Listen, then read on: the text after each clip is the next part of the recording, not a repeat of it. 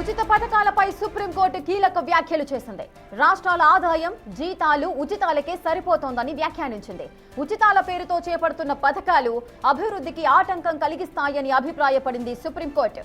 భూస్వాములు సైతం ఉచిత విద్యుత్ పొందుతున్నారంటూ ఘాటు వ్యాఖ్యలు చేసింది.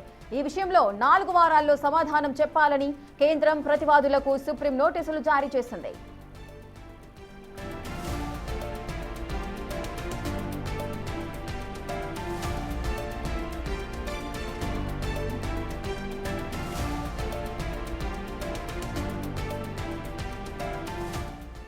ఇసుక సుప్రీంకోర్టు కీలక వ్యాఖ్యలు చేసింది. ఏవైతే రాష్ట్రాలు ఉచిత పథకాలను ఇస్తున్నాయో వాటికి సంబంధించి పూర్తి డీటెయిల్స్ మా ఢిల్లీ ప్రతినిధి శివ అందిస్తారు. శివ, అటు జీతాలు ఉచితాలకే సరిపోతున్నాయి, రాష్ట్ర ఆదాయం కూడా అసలు ఈ ఉచితాలు భూస్వాములు కూడా తీసుకుంటున్నారు, ఉచిత కరెంటును పొందుతున్నారు అంటూ కూడా కీలకమైన వ్యాఖ్యలు చేస్తోంది సుప్రీంకోర్టు. ఈ అంశాన్ని ఏ విధంగా చూడొచ్చు? సుప్రీం ఇంకా ఎటువంటి వ్యాఖ్యలు చేసింది?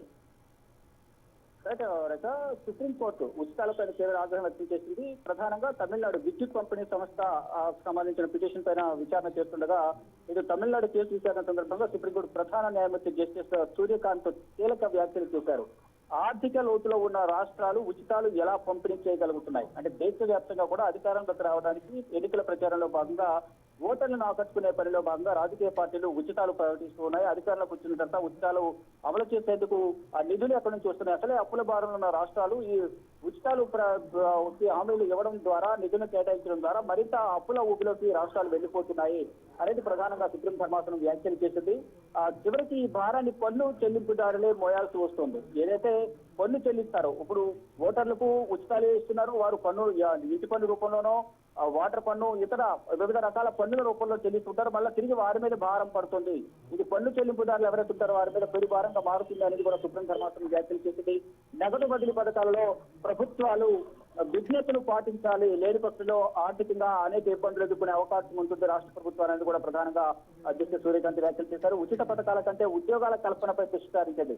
ఏదైతే ఉచిత పథకాలు ఇస్తున్నారో అది కాకుండా ఉద్యోగాలు ఇవ్వడం ద్వారా వారికి సంపాదించుకునే అవకాశం ఉంటుంది. కాబట్టి దాని ద్వారా ఆదాయం అనేది నెలకొంటే ఎక్కువ వస్తుంది వారికి అనేది ఉద్యోగాల కల్పనకు చర్యలు తీసుకున్నారని కూడా సుప్రీం ధర్మాసనం కీలక వ్యాఖ్యలు చేసింది.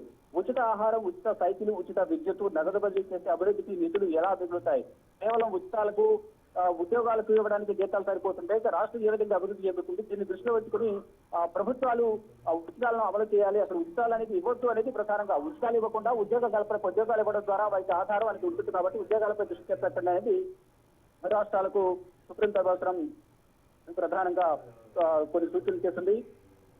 అప్పుల్లో ఉన్నా కూడా ఉచిత పథకాలు అమలు చేయడంలో ఆర్థిక విజ్ఞతను సుప్రీం ధర్మాసనం రాష్ట్రాల ప్రభుత్వాలను ప్రశ్నించారు.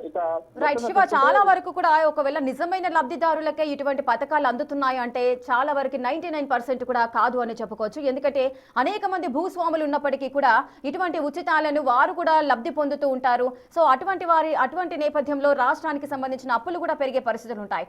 ఆల్రెడీ రాష్ట్రం ఆర్థిక నష్టంతో కూరుకుపోతున్నప్పుడు ఇటువంటి ఉచితాలు చేపట్టడం వల్ల ఏంటి లాభం అంటూ కూడా సుప్రీం అయితే వ్యాఖ్యానించిన సందర్భాలు ఉన్నాయి. మరి ఈ వ్యాఖ్యలను రాష్ట్ర ప్రభుత్వాలు ఎవరైతే ఉచితాలను అందిస్తున్నారో వారు మళ్ళీ క్రాస్ చెక్ చేసుకునే అవకాశాలు ఏమైనా ఉన్నాయా? ఈ వ్యాఖ్యలని వారు పరిగణిస్తారనుకోవచ్చా? డెఫినెట్ గా బిలో ప్రావర్టీ ఎవరైతే ఉన్నారో లైన్ లో ఉన్నారో, బీపీఎల్ లైన్ లో ఎవరైతే ఉన్నారో అటువంటి వారికి మాత్రమే ఈ ఉచితాలు అనేది ఇవ్వాలి అనేది కూడా మొదటి నుంచి అందరూ భావిస్తున్నారు. కానీ దీంట్లో భాగస్వాములు అంటే భూస్వాములు కూడా దీంట్లో ఉండటం వల్ల వారికి వ్యవసాయానికి సంబంధించి రాష్ట్ర ప్రభుత్వం నుంచి మరొక కేంద్ర ప్రభుత్వం ఏదైతే వారికి వ్యవసాయదారులకు అంటే పథకాలు అవుతున్నాయి అవి కూడా వారు భూస్వాములు కూడా తీసుకుంటున్నారు. దాని ద్వారా ప్రభుత్వం పైన మరింత భారం పడుతోంది. ఇవన్నీ కూడా అంటే ఒక సర్వే ద్వారా నిర్వహించడం ద్వారా ఎవరు పేదవారు, ఎవరు ఉన్నవారు అనే విద్యావంతులు అలాగే విద్యావంతులు ఉద్యోగాలు కల్పించడం ద్వారా ఈ పథకాలు ఇవ్వకుండా రాష్ట్రాన్ని ఆర్థిక నష్టం అంటే ఆర్థిక భారం అనేది ఎక్కువ అవుతున్న నేపథ్యంలో ఆర్థికంగా నష్టపోకుండా చూడొచ్చు. దాని గురించి ఒక పునరాలోచన చేయాలి ప్రభుత్వాలు. అసలు ఉచితాలు అనేది ప్రకటించవద్దు. ఉచితాలు ఇవ్వకుండా ఉద్యోగ కల్పనకు ప్రధానంగా దృష్టి సారించండి. ఈ ఉచితాలు ఇవ్వడం ద్వారా భూస్వాములు కూడా దీని ద్వారా లబ్ధి పొందుతున్నారు.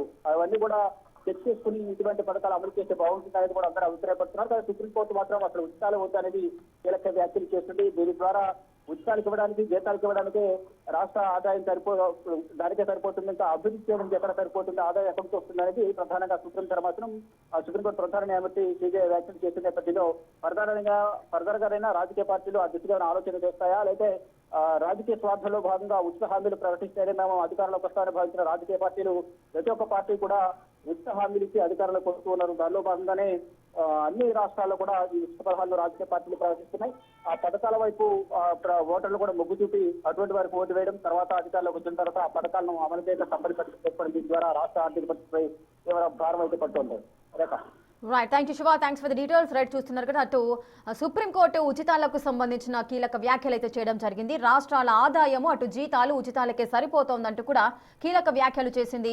అటు ఉచితాల పేరుతో చేపడుతున్న ఏవైతే పథకాలు ఉంటాయో అవన్నీ కూడా అభివృద్ధికి ఆటంకం కలిగిస్తున్నాయని సుప్రీంకోర్టు అభిప్రాయపడింది. భూస్వాములు కూడా ఉచిత విద్యుత్ పొందుతున్నారంటూ ఘాటు వ్యాఖ్యలు చేసింది సుప్రీం.